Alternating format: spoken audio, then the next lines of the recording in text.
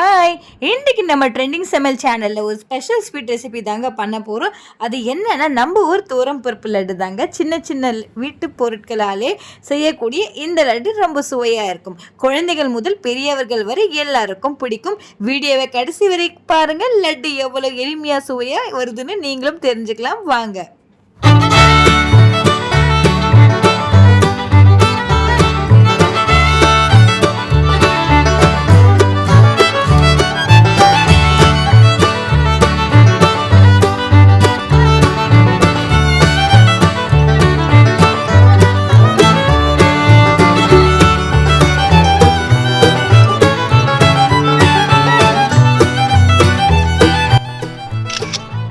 Trending சமையல் சேனலில் ஒரு சூப்பரான ஒரு ரெசிபி தாங்க பார்க்க போகிறோம்.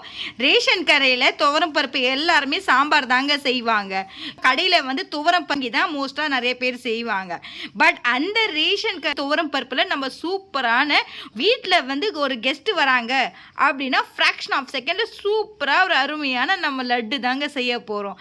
வாயில் சாப்பிடும்போது அப்படியே செம தேன் மாதிரி இருக்குங்க. அது எப்படி செய்யுது, அதுக்கு என்னென்ன பொருட்கள் தேவைன்னு சொல்லிட்டு நம்ம 1 by 1 வீடியோக்குள்ளே போகலாமா? வாங்க வீடியோக்குள்ளே போகலாம். இன்றைக்கி பார்த்தீங்கன்னா நான் 1/4 கிலோ ரேஷன் துவரம் பருப்பு தாங்க எடுத்திருக்கேன். நல்லா 3 மணி நேரம் நல்லா ஊறி இருக்குது. ஸோ தண்ணியில் நம்ம ஃபுல்லாக வடிச்சிட்டோங்க. ஸோ எல்லாருமே இந்த ரேஷன் துவரம் பருப்பு எல்லாமே தூக்கி போட்டுருவாங்க. நிறைய பேர் யூஸ் பண்ண மாட்டாங்க. பட் இதுக்கு நம்ம சூப்பராக ஒரு உயிர் கொடுத்து ஒரு லட்டு தாங்க செய்ய போகிறோம். பாருங்கள், மசிஞ்சு பண்ணால் அப்படியே தெரியுது பார்த்தீங்களா? இந்த மாதிரி மசிஞ்சு பார்த்தா நைஸாக இருக்குது பாருங்கள். இந்த மாதிரி கன்சிஸ்டன்சியில் உங்களுக்கு வரணும். இப்போ நம்ம அடுத்த ஸ்டெப்பு பார்க்கலாம் என்ன பண்ணலான்னு சொல்லிட்டு. இப்போ ஒரு மிக்ஸி பவுல் எடுத்துக்கோங்க. ஸோ ஆல்ரெடி நம்ம துவரம் பருப்பு நல்லா ஊற வச்சுருந்தோம்ல, அதை ஃபுல்லாமே எடுத்துக்கலாங்க. ஸோ தண்ணி ஊற்றாமல் நல்லா கொரப்பாக நம்ம அரைக்கணும். இப்போ மூடியை போட்டுடலாங்க. நம்ம சூப்பராக அரைச்சிட்டோங்க. அப்படியே ஒரு பவுலில் நம்ம ட்ரான்ஸ்ஃபர் பண்ணிடலாங்க. ஒரு பவுலில் வச்சுருக்கோங்க. இப்போ ஒரு இட்லி குண்டா எடுத்துக்கலாம். ஸோ வேகிற அளவுக்கு பண்ணி ஊற்றிக்கோங்க லைட்டாக. இப்போ ஒரு இட்லி பாத்திரம் எடுத்துக்கோங்க. ஸோ இட்லி பாத்திரங்கன்னா நல்லா தண்ணி ஊற்றிக்கோங்க.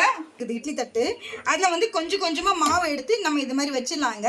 இட்லி எப்படி நம்ம மாவு வைக்கிறோமோ அந்த மாதிரி கன்சிஸ்டன்சியில் நீங்கள் வச்சிடணும் சின்ன சின்னதாக. இப்போ பாருங்கள், தண்ணி நல்லா ஹீட் ஆகிடுச்சு இட்லி பாத்திரத்தில். இப்போ நம்ம ஒரு தட்டை எடுத்து வச்சிடலாங்க. இப்போ இன்னொரு தட்டை வச்சிடலாங்க. இப்போ ஒரு மூடியை போட்டுருங்க. மூடியை போட்டு 10 நிமிஷம் அப்படியே நல்லா ஏற்றி வச்சுருங்க. ஏற்றி வச்சு 10 நிமிஷம் அப்படியே ஃப்ரீயாக விடுங்க அதை. ஸோ 10 நிமிஷம் கழித்து நம்ம இப்படி எடுத்துடலாங்க.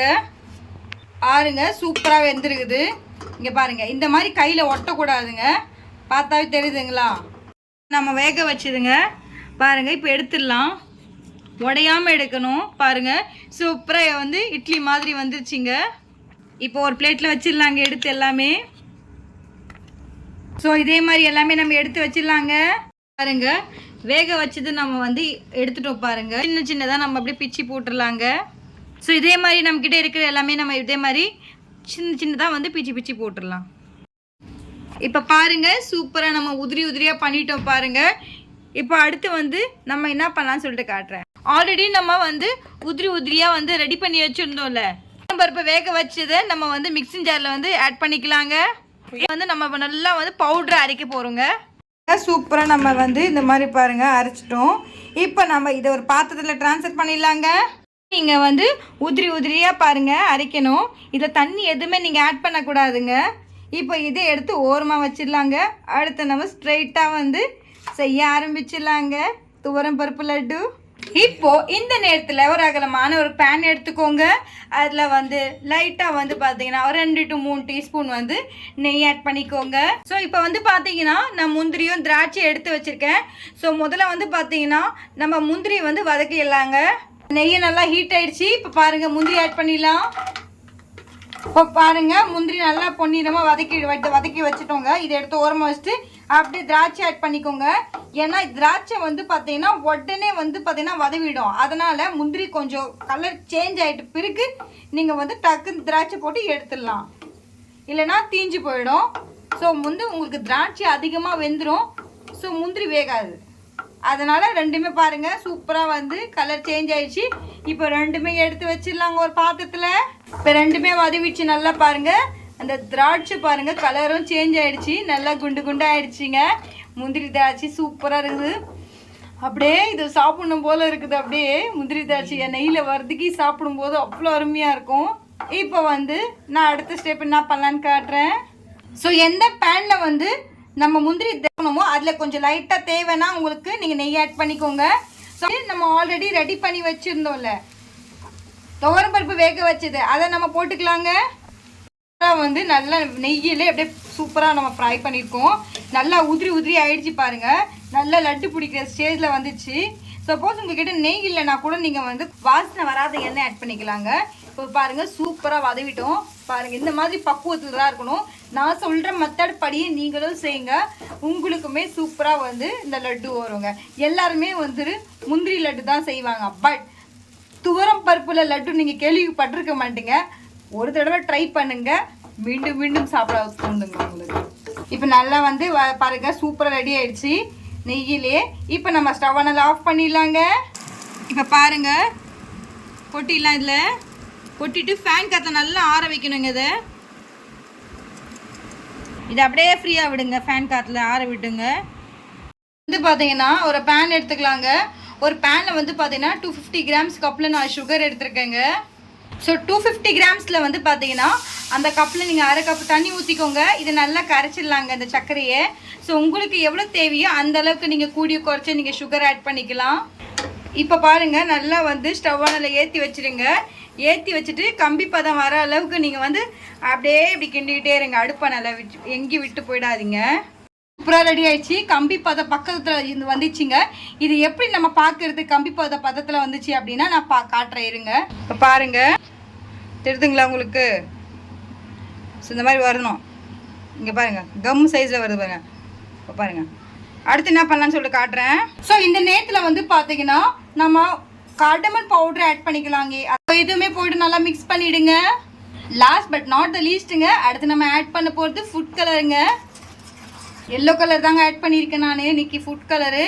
பாருங்கள் நெய்யில் வதக்கி வச்ச நம்ம துவரம் பருப்பு மாவை நம்ம ஆட் பண்ணிட்டோம். இப்போ பாருங்கள் நல்லா இப்படி கிண்டுங்க, ஃபுல்லாகவே அடி வரைக்கும் கிண்டுங்க. அந்த சக்கரை பாகல் அப்படியே இறங்கி அப்படியே வரணுங்க. அந்த மாதிரி ஒரு கெட்டியான பதத்தில் அந்த கன்சிஸ்டன்சியில் வரணும் உங்களுக்கு. அந்த ஏலக்காய் தூள் எல்லாமே நல்லா மிக்ஸ் ஆகணுங்க. ஏன்னா அது வாயில் சாப்பிடும்போது அந்த அளவுக்கு டேஸ்ட்டாக இருக்குங்க. பாருங்கள் நல்லா இப்போ நீங்கள் மிக்ஸ் பண்ணுற பக்குவத்தில் தாங்க இருக்குது. ரெடி ஆயிடுச்சு. அடுத்து நம்ம ஆட் பண்ண போது இந்த நேரத்தில் ஃப்ரை பண்ணி வச்ச முந்திரி திராட்சையும் நம்ம ஆட் பண்ணிக்கலாங்க. எல்லாமே மிக்ஸ் பண்ணிவிடுங்க. அடுப்பை நல்லா சிம்மில் வச்சுருங்க. இப்போ பாருங்கள் சூப்பரான வந்து பார்த்தீங்கன்னா துவர் பருப்பு லட்டு ரெடி ஆயிடுச்சுங்க. இப்போ ஒரு கை பாத்துருவோம் பிடிக்க. இப்போ பாருங்கள் சுட சுட எடுத்து நம்ம அப்படியே வந்து அப்படியே பிடிக்கணுங்க. அப்போ தான் வந்து இது நல்லா ஒன்றோட ஒன்று ஒட்டுங்க. பாருங்கள் சூப்பராக இந்த மாதிரி பிடிச்சிடலாம். இப்போது தட்டில் வச்சிடலாங்க. ஸோ இதே மாதிரி நம்மக்கிட்ட இருக்கிற எல்லாமே வந்து பார்த்திங்கன்னா மாவில் இதே மாதிரி நம்ம வந்து ரவுண்டு லட்டு சைஸில் நமக்கு பிடிச்சி வச்சிடலாம். நீங்கள் எந்த மாதிரி சைஸில் வேணுமோ, குட்டியாக வேணுமோ பெருசாக வேணுமோ நீங்களும் வந்து ரெடி பண்ணி வச்சுருங்க. சூப்பராக இருக்குது. இங்கே பாருங்கள் பார்க்கவே வந்து அப்படியே சூப்பராக இருக்குது. இது உங்களுக்கு ரவை லட்டு மாதிரி இருக்கும், பட் ஏமாந்து போயிடாதீங்க, ரவை லட்டு கிடையாது, துவரம் பருப்பில் லட்டுங்க. எல்லாருமே இந்த துவரம் பருப்பில் சாம்பார் தாங்க செய்வாங்க. அதுவும் வந்து ரேஷன் பருப்புலாவே எல்லாருமே மோஸ்ட்டாக தூக்கி அப்படியே ஓரமாக வச்சுருவாங்க. கடை பருப்பு தான் யூஸ் பண்ணுவாங்க. பார்க்கவே சூப்பராக இருக்குது. சாப்பிடும்போது எவ்வளோ இருக்குங்க.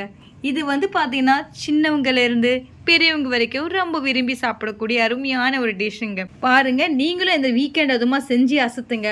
செஞ்சு அசைச்சிட்டு உங்களுடைய ஃபீட்பேக் என்னுடைய கமெண்ட் செக்ஷனில் சொல்ல மறந்துடாதீங்க. பாருங்கள் அவ்வளோ அருமையாக இருக்குது.